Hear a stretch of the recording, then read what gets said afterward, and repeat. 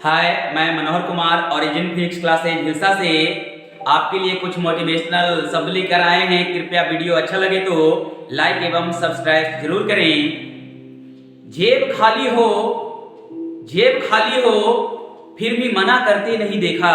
जेब खाली हो, फिर भी मना करते नहीं देखा। मैंने पापा से बड़ा कोई अमीर नहीं देखा। मैंने पापा से बड़ा कोई अमीर नहीं देखा। एक इंजीनियरिंग का स्टूडेंट था। एक इंजीनियरिंग का स्टूडेंट था। वह अपने पापा से हमेशा जिद लगाए बैठता था, कभी पापा ये दिला दो, कभी पापा ये दिला दो।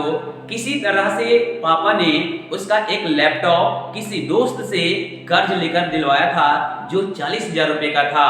कुछ दिनों के बाद ही वह बच्चा या जो इंजीनियरिंग में पढ़ाई कर रहा था, वह पापा से डिमांड करने लगा कि पापा देखो, मेरे सभी दोस्त हैं जो बाइक से कॉलेज आते हैं, सिर्फ मैं ही हूँ जो पैदल या साइकिल से जाता हूँ।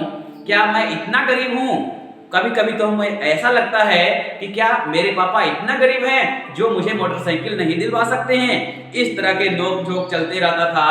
पापा डेली उसको समझाते थे, देखो बेटा, किसी तरह से हम घर बार चला रहे हैं, तुम्हें पढ़ा रहे हैं, कुछ दिन रुक जाओ, हम तुम्हें नई मोटरसाइकिल दिलवा देंगे।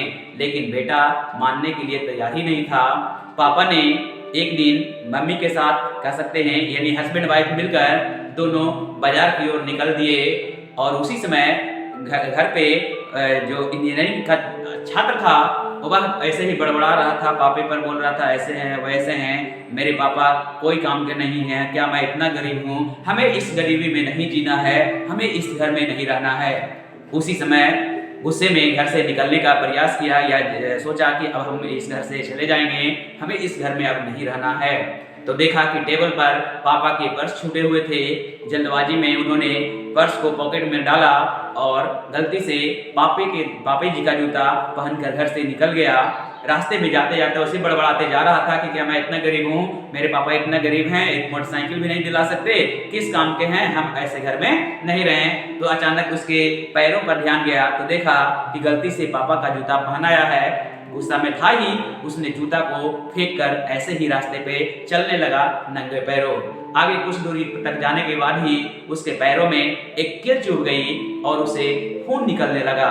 वैसे ही जैसे उसे याद आया कि बगल में ही हॉस्पिटल है, तो उसने सड़क के किनारे रुककर कील को निकाली और उसने देखा कि अब तो लगता है इलाज कराना ही पड़ेगा।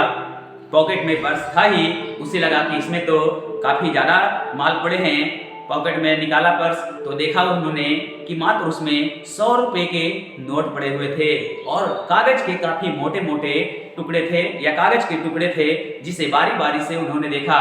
तो सबसे पहले देखा तो राशन का बिल था, दूध का बिल था, यानी कह सकते हैं कि तरह तरह के जो घर के उधारी चलते थे उसका वह बिल था जो पापा को चुकाने थे। उसने देखा एक पहला जो कागज मिला था, उसे पता चला कि ये लैपटॉप जो हमें मिला है ये अपने दोस्त से उधारी लेकर हमें दिया गया है।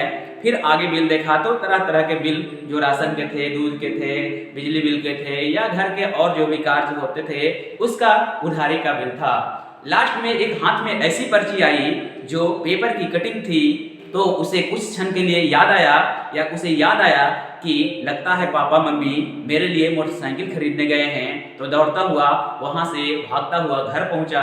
पैर से खून निकल रहे थे, फिर भी उसकी कोई परवाह नहीं थी। उसे शायद लगता है कि यकीन हो गया कि मेरे पापा सच में मेरे लिए बहुत कुछ कर रहे हैं। दौड़ता हुआ घर आया तो मम्मी पापा को घर पे नहीं पाया।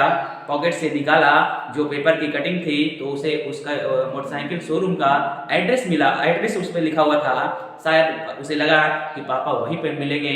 दौड़ता हुआ वह मोटरसाइकिल शोरूम पे चला गया। देखा कि पापा अपनी पुरानी मोटरसाइकिल बेचने की बात कर रहे थे और नई मोटरसाइकिल देने की बात कर रहे थे। पापा के पैरों में जाकर उन्होंने गिर गया और पापा से माफ़ी मांगी। बोला कि पापा मुझसे बड़ी गलती हो गई कि आपका मैंने पर्स चुराया, आपको भला बुरा कहा, लेकिन आपका पर्स अगर मैं नहीं चुराता तो शायद मुझे आज इस बात का पता नहीं चलता कि आप कितने कष्ट से मेरे लिए ये सब कर रहे हैं, कितने कष्ट से आप जी रहे हैं। मुझे नहीं चाहिए नई मोटरसाइकिल, ये मोटरसाइकिल हमारी निशानी है, छोटे बचपन में किस प्रकार इसी मोटरसाइकिल से हमें स्कूल छोड़ने जाते थे। यही मोटरसाइकिल हमारे घर की ज़रूरतों को पूरा कर रही है। कृपया इसे आप ना बेचें। हम बड़ा इंजीनियर बनेंगे, फिर हम सब कुछ खरीदेंगे। तो हम बस आपसे एक चीज़ कहना चाहते हैं कि हर चीज़ पापा के पैसों से सपने पूरा नहीं किए जाते हैं। अपने पैसे से सपने पूरा करके देखिए, ज़्यादा अच्छा लगेगा। तो पापा इतने भी गरीब नहीं होते हैं।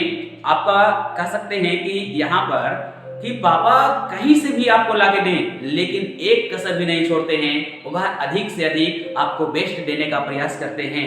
आपका भी कर्तव्य बनता है कि पापा के मेहनत को, पापा के जो सपने हैं उसको पूरा करके दिखाएं। थैंक यू, धन्यवाद। अगर वीडियो अच्छा लगे तो लाइक एवं सब्सक्राइब जरूर करें।